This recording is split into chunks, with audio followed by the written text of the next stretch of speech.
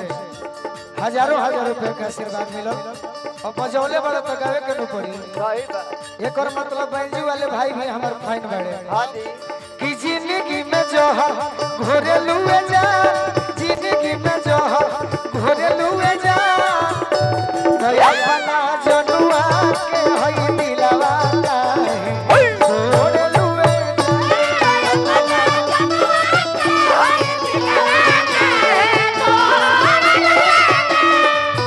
जा। अरे दोसरा से नाता जोड़े लुए जा,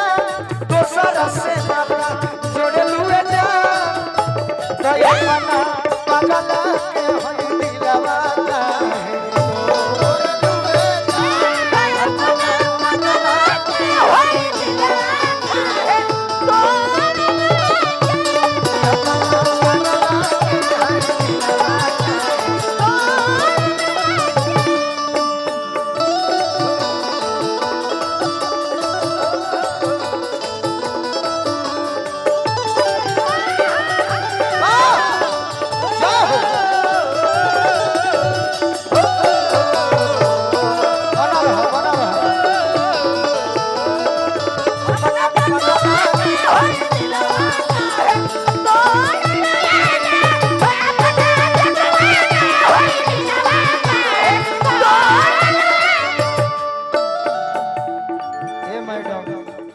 कौन कारण तू करेलू बेवफाई, अब पूछला पर झूठो सचो देवेलू सब भाई,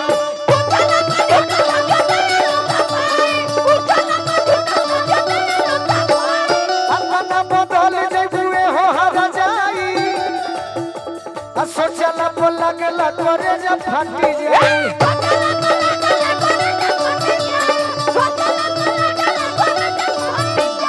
अपना बदल जइबुए हो हर जाई, सोचला पर लगला करे जब फटी जाई।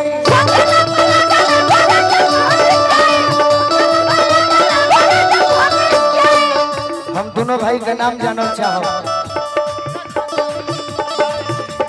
सुधीर भैया के छोटा भाई धीरज जी और मनुकन जी। दोसर के ओढ़न ओढ़े लुए जा, दोसर के ओढ़न ओढ़े लुए जा, अपना पगला के हई दिलवा काहे घोरे लुए जा, अपना पगला के हई दिलवा काहे घोरे लुए जा, अपना जनुआ के हई दिलवा काहे घोरे लुए जा, अपना हई दिलवा काहे घोरे लुए जा। छोटू भैया चलत रहे जैसे ही गीत तारा पसंद बा धनंजय भैया, एक और विभाग दूसर का होता यूट्यूब वाला भाई लोग चढ़ाई दिल न लगैती कोरिया, दिल न लगैती हो, दिल न लगैती हो कोरिया, दिल न लगैती हो, ए कोरिया धोखा देबू पहिले जानी जईती गीता रास दिल न लगैती हो,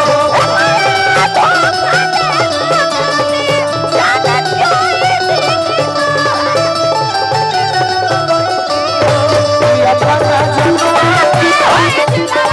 काहे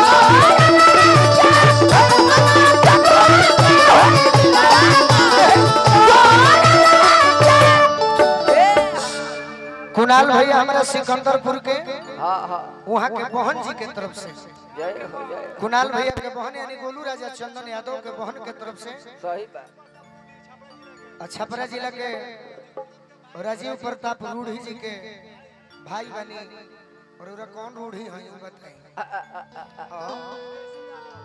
अच्छा विदेशी यादव जी के तरफ से बहुत बहुत आशीर्वाद कि सहिल बगम हम जइबू त जा जा,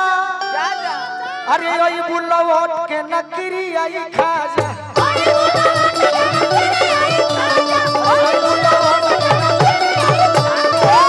तोहरा के यार 1000 मिल जई है, अरे जिंदगी में फेर नहीं आई है गोलू राजा,